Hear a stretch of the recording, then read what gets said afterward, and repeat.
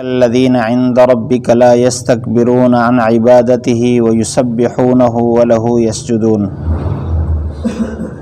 بے شک وہ لوگ جو تیرے رب کے پاس ہیں وہ اس کی عبادت سے تکبر نہیں کرتے اور اس کی تسبیح کرتے ہیں اور اسی کو سجدہ کرتے ہیں۔ یہ سورۃ اعراف کی آخری آیت ہے اور یہ سجدہ والی آیت ہے۔ سجدہ والی آیت کا حکم یہ ہے کہ پڑھنے والے اور سننے والے دونوں پر یہ سجدہ واجب ہے۔ فوراً بھی کر سکتے ہیں اور نہیں تو بعد میں کریں، جب موقع ملے۔ یہ ذمہ لازم رہتا ہے جب تک اس کو ادا نہ کیا جائے۔ اس کے لیے تمام اوقات سجدے کے اوقات ہیں سوائے 3 اوقات کے، صبح سورج نکلتے ہوئے، عین دوپہر کے وقت اور غروب کے وقت۔ ان 3 اوقات میں یہ سجدہ تلاوت نہیں کر سکتے، کسی قسم کا سجدہ نہیں کر سکتے۔ اس کے علاوہ تمام اوقات سجدہ تلاوت کے اوقات ہیں، سجدہ کر سکتے ہیں۔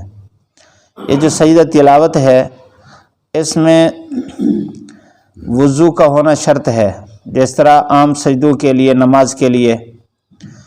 اور اس میں 2 تکبیریں ہیں، ایک سجدے کی طرف جاتے ہوئے اور ایک سجدے سے اٹھتے ہوئے، اور 3 تسبیحات اپنے سجدے میں کم از کم ہیں۔ باقی اس کے لیے تکبیر تحریمہ نہیں، کانوں تک ہاتھ اٹھانا نہیں ہے، کھڑا ہونا اس کے لیے لازم نہیں ہے۔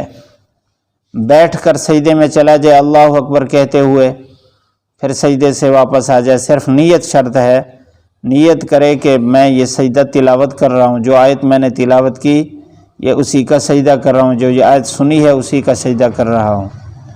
اس کے لیے نہ تکبیر تحریمہ ہے نہ اس کے لیے سلام ہے۔ اللہ اکبر کہتے ہوئے سجدے میں چلا جائے، 3 تکبیریں پڑھ کر، 3 تسبیحات پڑھ کر پھر اللہ اکبر کہہ دے، بس اس کا سجدہ مکمل ہو گیا۔ اس آیت میں اللہ تعالیٰ نے فرشتوں کی عبادت کا ذکر فرمایا ہے۔ اس سے پہلی آیت میں قرآن مجید کی تلاوت کے آداب تھے، پھر اس کے بعد ذکر اللہ کے آداب بیان فرمائے۔ یہاں فرشتوں کی عبادات کا تذکرہ ہے۔ فرشتے اللہ تعالیٰ کی عبادت میں ہر وقت لگے ہوئے ہیں۔ قرآن مجید میں اللہ تعالیٰ نے فرمایا لا یعصون اللہ ما امرہم ویفعلون ما یؤمرون، جس چیز کا ان کو حکم کر دیا جائے اس کی نافرمانی کرتے ہی نہیں ہیں۔ اللہ تعالیٰ نے فرشتے ایک ایسی مخلوق بنایا ہے جس میں گناہ کے جذبات نہیں ہیں، ان میں شر نہیں ہے، خیر ہی خیر ہے۔ اور یہ جو شیاطین ہیں ان میں شر ہی شر ہے، اور اللہ تعالیٰ نے انسان کو خیر اور شر کا مجموعہ بنایا ہے۔ اس لیے انسان کا مقام فرشتوں سے بڑھ جاتا ہے کہ فرشتوں کے اندر خواہشات نہیں ہیں تو خواہشات کا مقابلہ نہیں ہے، ان کے لیے صرف تسبیحات ہے، اور وہ معصوم ہے، ان سے گناہ ہوتا نہیں ہے، گناہ کے جذبات ہی نہیں ہیں اور گناہ کی طبیعت ہی نہیں ہے۔ اللہ تعالیٰ نے جس فرشتے کو جس عبادت کے لیے بنایا ہے وہ عبادت اس کے لیے ایسے ہے جیسے انسان کے لیے سانس ہے، اس کے علاوہ اس کا چارہ ہی نہیں ہے۔ وہ اسی عبادت میں لگا رہتا ہے، اس کے خلاف کر ہی نہیں سکتا، اس کے اندر ہمت اور طاقت ہی نہیں ہے اس کے خلاف کرنے کی۔ اور انسان ہے کہ اس میں خیر کا جذبہ بھی ہے، شر کا جذبہ بھی ہے۔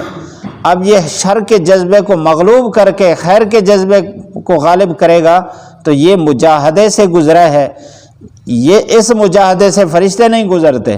اس لیے اللہ تعالیٰ نے انسان کا مقام فرشتوں سے اعلیٰ رکھا ہے۔ تو یہاں یہ بات فرمائی کہ اللہ تعالیٰ کے پاس جو مخلوق ہے اس سے مراد فرشتے ہیں، لا یستکبرون عن عبادتہ، وہ اللہ کی عبادت سے تکبر نہیں کرتے۔ یہ جو انسان رکتا ہے اللہ کی عبادت سے، اس میں ایک تو تکبر اور دوسرا خواہشات نفس، دو چیزیں ہیں جو انسان کو عبادت سے دور رکھتی ہیں، یا تو تکبر کی وجہ سے کہ میں اتنا بڑا آدمی ہوں، مجھے یہ پیشانی مٹی پر رگڑنے کی کیا ضرورت ہے، میرے کپڑے مٹی ہوں گے، میں کس کے سامنے جھکوں، میں تو کسی کے سامنے بھی نہیں جھکوں گا۔ تو یہ جو تکبر ہے یہ انسان کو عبادت سے دور کر دیتا ہے۔ یہ تبھی انسان میں تکبر پیدا ہوتا ہے جب اللہ تعالیٰ کی معرفت نہ ہو، اللہ کی قدرت اور عظمت نہ ہو، اللہ تعالیٰ کی طرف سے جو آخرت کے مراحل ہیں وہ اس کے سامنے نہ ہوں۔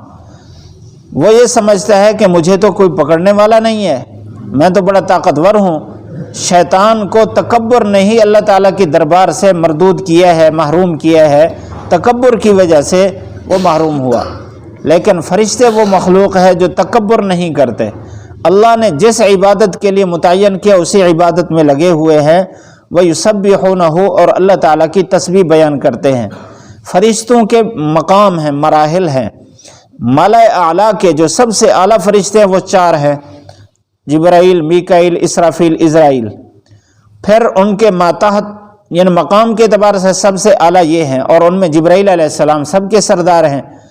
ان چار کے بعد پھر نیچے ملائے اعلیٰ کے دوسرے فرشتے ہیں جو عرش کو اٹھانے والے ہیں۔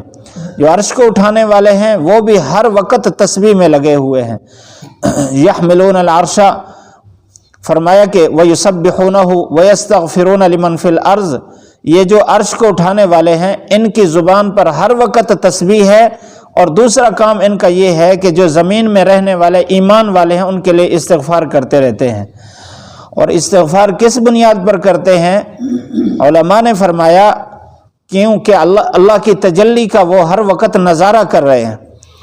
جب نظارہ کر رہے ہیں تو ان کو اللہ تعالیٰ کی تسبیح کی لذات اور سرور ان کو ہر لمحہ میسر ہیں۔ تو وہ ایمان والے جو اللہ کی ذات پر ایمان رکھتے ہیں ان کے بارے میں وہ یہ تصور کرتے ہیں کہ یہ ہیں اللہ کے مقرب، ہیں اللہ کے ولی، ہیں اللہ پر ایمان رکھنے والے، لیکن اللہ تعالیٰ کی یاد سے اتنی غافل ہے کہ اللہ کو بھلا دیتے ہیں۔ اس لیے ان کو گویا ایمان والوں کی جو تسبیحات ہیں اللہ تعالیٰ کے مقام مرتبے کے مقابلے میں ان کو ناقص نظر آتے ہیں، اس لیے ان کے لیے استغفار کرتے رہتے ہیں، یا اللہ ان کو معاف فرما دے اور ان کو اپنا مقرب بنا دے۔ اور اس کے نیچے جو فرشتے ہیں جتنے مراحل ہیں اللہ ہی جانتا ہے، ان کی تعداد کو مخلوق میں سے کوئی بھی نہیں جانتا، بے شمار، لا تعد ولا تحصا ہیں، ان کو شمار نہیں کیا جا سکتا جتنا فرشتوں کی تعداد ہے، لیکن سارے کے سارے تسبیح میں لگے ہوئے ہیں۔ آپ صلی اللہ علیہ وسلم کا فرمان ہے، فرمایا کہ جب میں معراج پر گیا تو آسمان پر کوئی ایک بالشت بھی ایسی نہیں ہے جس میں کوئی فرشتہ رکوع یا سجدے میں نہ ہو۔ کچھ قیام میں کھڑے ہیں اور ہمیشہ قیام میں، کچھ رکوع میں ہمیشہ رکوع میں، کچھ سجدے میں ہمیشہ سجدے میں ہے۔ وہ اس سے دوسری کیفیت میں بدلتے نہیں، اس لیے کہ نہ ان کو بھوک ہے، نہ پیاس ہے، نہ ان کو نیند کا تقاضا ہے، نہ ان کے لیے تھکاوٹ ہے، نہ ان کی خواہشات ہیں۔ وہ ان کو جس کام میں لگایا ہے اسی کام میں لگے ہوئے۔ اللہ تعالیٰ نے اس دنیا میں بھی جو یہ ہماری جمادات اور نباتات بنائی ہے ان کو بھی اللہ تعالیٰ نے اسی کام میں لگایا۔ کچھ قیام میں ہے، یہ درخت قیام میں ہے، کچھ رکوع میں ہے جس طرح یہ جانور چار پائے ہیں، اور کچھ سجدے میں ہے جس طرح یہ سانپ ہے، بچھو ہے، زمین کے ساتھ چمٹ کر جو چلنے والے مخلوق ہے، اور کچھ اتحیات میں ہے، پہاڑوں کے بارے میں کہتے ہیں یہ اتحیات میں ہے۔ تو ہر مخلوق کسی نہ کسی نماز کی کیفیت میں ہے، فرشتے بھی کسی ایک کیفیت میں ہیں۔ اللہ نے انسان کو یہ مقام عطا فرمایا کہ یہ قیام بھی کرتا ہے، رکوع بھی کرتا ہے، سجدہ بھی کرتا ہے، تشہد بھی کرتا ہے، تسبیحات ساری کی ساری مخلوق کی پڑھتا ہے۔ اللہ تعالیٰ نے جس جس مخلوق کے ذمہ جو تسبیح لگائی ہے انسان کی زبان پر ایمان والے کو وہ تسبیح دی ہے، اس لیے کہ انسان کا مقام سب سے بلند ہے۔ اس لیے فرمائے وَيُسَبِّحُونَهُ، فرشتے سجدہ بھی کر رہے ہیں، وَلَهُ يَسْجُدُونَ، اور اللہ تعالیٰ کے سامنے سجدہ بھی کر رہے ہیں، لیکن جو تسبیح کرنے والے ہیں وہ اس سجدے میں نہیں ہے، جو سجدے کرنے والے ہیں وہ تسبیح میں نہیں ہے۔ اگرچہ سجدے کی تسبیح بھی الگ ہے، لیکن الگ الگ عبادت کی تقسیم کے اعتبار سے جو سجدے میں ہے وہ رکوع اور قیام کی تسبیح میں نہیں ہے۔ آپ صلی اللہ علیہ وسلم نے اس موقع پر کہ فرشتوں کے سجدہ کا تذکرہ ہے، آپ نے سجدہ فرمایا، صحابہ بھی سجدہ فرماتے تھے، اس لیے ہم سب پر ذمہ ہے کہ یہ آیت سن کر ہم بھی سجدہ کریں۔ یہ جو آیت ہے مفسرین فرماتے ہیں کہ پوری صورت کا خلاصہ ہے، اس لیے کہ اللہ تعالیٰ نے صورت میں جو تذکرے اور جو واقعات بیان فرمائے ان سب کا نتیجہ یہی ہے کہ جو اللہ کی تسبیح پر آگے وہی کامیاب ہوئے، اور جو اللہ کی تسبیح اور ذکر پر نہیں ہے وہ ناکام ہوئے ہیں۔ تو اس آیت میں ہمارے لیے سبق ہے کہ اللہ تعالیٰ نے ہمیں ہر لمحہ کی تسبیح عطا فرمائی ہے، ہر لمحہ کی عبادت عطا فرمائی ہے۔ کوئی لمحہ ایسا نہیں ہے کہ جس کو ہم عبادت سے خالی ایسے گزاریں اور ہمارے پاس اس کا کوئی عبادت کا طریقہ نہ ہو۔ آپ صلی اللہ علیہ وسلم نے سب کچھ بتا دیا ہے، اس وجہ سے ہم اپنی زندگی اس طرح گزاریں کہ ہر لمحہ اللہ تعالیٰ کی یاد میں اور اس کی عبادت میں گزرے۔ اللہ تعالیٰ ہم سب کو عمل کرنے کی توفیق نصیب فرمائے۔ اللہ تعالیٰ کا خاص فضل ہوا، صبح میں سوچ رہا تھا کہ ہمیں درس شروع کیے ہوئے 15 سال مکمل ہو گئے۔